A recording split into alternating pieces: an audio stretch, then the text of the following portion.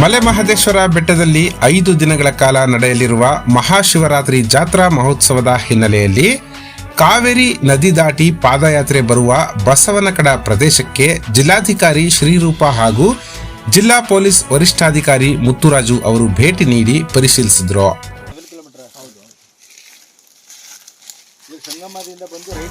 February 14ರಿಂದ 18ರವರೆಗೆ 5 ದಿನಗಳ ಕಾಲ ನಡೆಯಲಿರುವ ಶಿವರಾತ್ರಿ ಜಾತ್ರೆಗೆ ಕರ್ನಾಟಕ ಮತ್ತು ತಮಿಳುನಾಡಿನಿಂದ ಲಕ್ಷಾಂತರ ಭಕ್ತರು ಪಾದಯಾತ್ರೆಯ ಮೂಲಕ ಆಗಮಿಸುವುದರಿಂದ ಕನಕಪುರ, ರಾಮನಗರ, ಚನ್ನಪಟ್ಟಣ, ಮಾಗಡಿ ಪ್ರದೇಶಗಳಿಂದ ಕಾವೇರಿ ನದಿ ಸಂಗಮದ ಮೂಲಕ ಬಸವನಕಡ ತಲುಪಿ ಅರಣ್ಯ ಮಾರ್ಗವಾಗಿ ಎಲ್ಲೇಮಾಳ, ಶಾಗ್ಯ, ಹಲಗಾಪುರ, ತೋಮಿಯಾರ್ಪಾಳ್ಯ, ಡಿಎಂ ಸಮುದ್ರ ಮಾರ್ಗವಾಗಿ ಕ್ಷೇತ್ರಕ್ಕೆ ತೆರಳುವ ಈ ಸಾಂಪ್ರದಾಯಿಕ ಮಾರ್ಗದ ಸುರಕ್ಷತೆ ಮತ್ತು ವ್ಯವಸ್ಥೆಗಳ ಬಗ್ಗೆ ಅಧಿಕಾರಿಗಳೊಂದಿಗೆ ಜಿಲ್ಲಾಧಿಕಾರಿಗಳು ಸಮಾಲೋಚನೆಯನ್ನ ನಡೆಸಿದರು.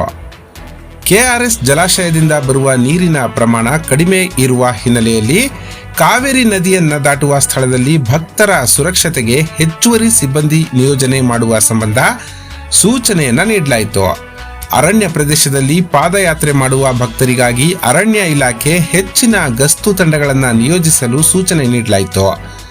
ಗ್ರಾಮ ಪಂಚಾಯಿತಿ ವತಿಯಿಂದ ಶುದ್ಧ ಕುಡಿಯುವ ನೀರು, ಬೆಳಕು ಮತ್ತು ಮೂಲ ಸೌಲಭ್ಯಗಳ ವ್ಯವಸ್ಥೆಯನ್ನ ಸಮರ್ಪಕವಾಗಿ ಕೈಗೊಳ್ಳುವಂತೆ ನಿರ್ದೇಶನ ನೀಡಿದ್ರು. ಮುಂಜಾಗ್ರತಾ ಕ್ರಮವಾಗಿ ಎಸ್ಡಿಆರ್ಎಫ್ ಹಾಗೂ ಅಗ್ನಿಶಾಮಕ ದಳದ ಸಿಬ್ಬಂದಿಗಳನ್ನ ನಿಯೋಜಿಸುವ ಸಂಬಂಧ ತಿಳಿಸಿದ್ರು. ಪಾದಯಾತ್ರಿಕರು ಬೆಳಕು ಇರುವ ಸಮಯದಲ್ಲಷ್ಟೇ ಅರಣ್ಯ ಪ್ರದೇಶದಲ್ಲಿ ಸಂಚರಿಸಲು ವಿನಂತಿ ಮಾಡಲಾಗಿದೆ. ಪಾದಯಾತ್ರೆಯ ಮಾರ್ಗದಲ್ಲಿ ಆರೋಗ್ಯ ಇಲಾಖೆಯ ತುರ್ತು ಚಿಕಿತ್ಸಾ ಕೇಂದ್ರಗಳು, ವೈದ್ಯರು ಹಾಗೂ ಸಿಬ್ಬಂದಿಗಳ ನಿಯೋಜನೆಗೆ ಅಗತ್ಯ ಕ್ರಮ ವಹಿಸುವಂತೆ ಅಧಿಕಾರಿಗಳಿಗೆ ಸೂಚನೆ ನೀಡಿದರು.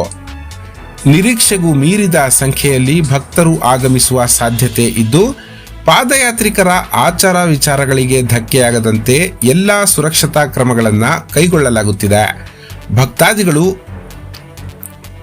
ಭಕ್ತಾದಿಗಳು ಕೂಡ ಜಿಲ್ಲಾಡಳಿತ, ಪೊಲೀಸ್ ಇಲಾಖೆ ಹಾಗೂ ಅರಣ್ಯ ಇಲಾಖೆಗೆ ಸಹಕರಿಸಬೇಕು ಅಂತ ಜಿಲ್ಲಾಧಿಕಾರಿ ಶ್ರೀರೂಪ ಅವರು ಮನವಿ ಮಾಡಿದ್ದಾರೆ. ಈ ಸಂದರ್ಭದಲ್ಲಿ ಜಿಲ್ಲಾ ಪೊಲೀಸ್ ವರಿಷ್ಠಾಧಿಕಾರಿ ಮುತ್ತುರಾಜು, ಕೊಳ್ಳೇಗಾಲ ಉಪವಿಭಾಗಾಧಿಕಾರಿ ದಿನೇಶ್ ಕುಮಾರ್ ಮೀನಾ, ಉಪ ಅರಣ್ಯ ಸಂರಕ್ಷಣಾಧಿಕಾರಿ ಭಾಸ್ಕರ್, ಪ್ರಾಧಿಕಾರದ ಕಾರ್ಯದರ್ಶಿ ರಘು, ತಹಶೀಲ್ದಾರ್ ಚೈತ್ರ ಹಾಗೂ ವಿವಿಧ ಇಲಾಖೆಗಳ ಅಧಿಕಾರಿಗಳು ಉಪಸ್ಥಿತರಿದ್ದರು.